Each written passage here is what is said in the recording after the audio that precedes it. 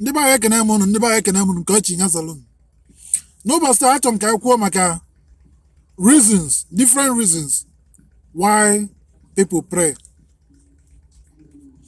Ụfọdụ na-ekpe ka m bidola n'onwe m ihe kpata mmụọ ji ekpere bụ for relaxing body, mind and soul.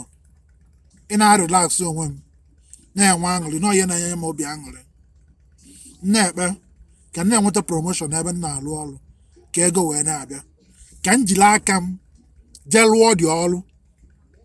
Anaghị m ekpe nọ n'ụlọ ka mma na-asị n'elu daa, ma ọ nọrụ my destiny helper, ma ọ nọrụ ka mmadụ bịara dash ya m ego. Mba, ọ dịrọ na ajenda m. Ihe m na-ekpe bụ ka m jiri aka m na-alụ dị ọrụ, na-alụta the money. Maka ọnwa ọtụtụ ndị mmadụ tata na-ekpe ka mmadụ dash ya ego ka ha wee jee mee nke emere nke ọzọ. Ha na-akwa ekpe ka ha jiri aka ha jee lụọ dị ọrụ. If for the reasons people ji ekpelụ. Nwa ndị na-ekpekwa na ozi ofu ebe na onwezi agha alụ ka ha na-ekpelụ ndị mmadụ ekpela, ka ndị mmadụ na-enye ha nri n'ọnụ ka ha na-eri, ka ndị mmadụ na-eweta ya aja, ka ndị mmadụ na-atụrụ ha mma.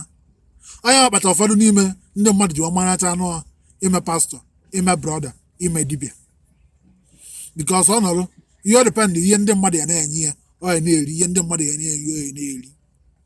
Ọ nọrọ omerụgo ofu ihe na otu wagoro gị ụzọ kwụọ 100,000 kwụọ 150,000 nyanwa adịrị mma ijeje ọrụ, nyanwa adịrị mma ije chọ ya ọya alụ.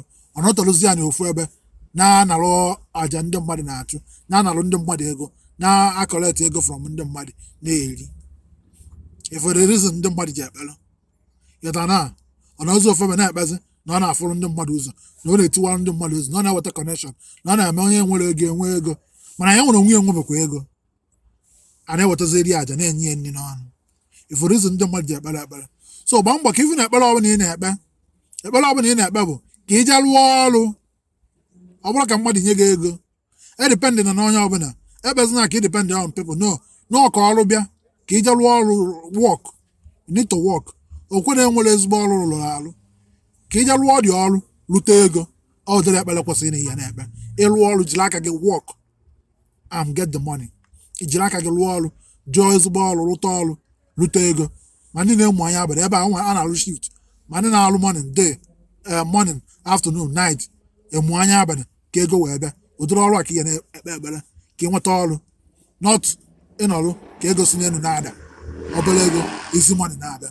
Ọ ka o si bịa.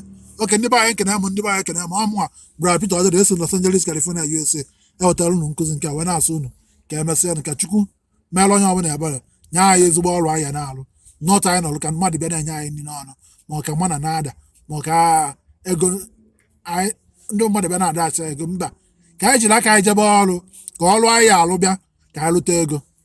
One love.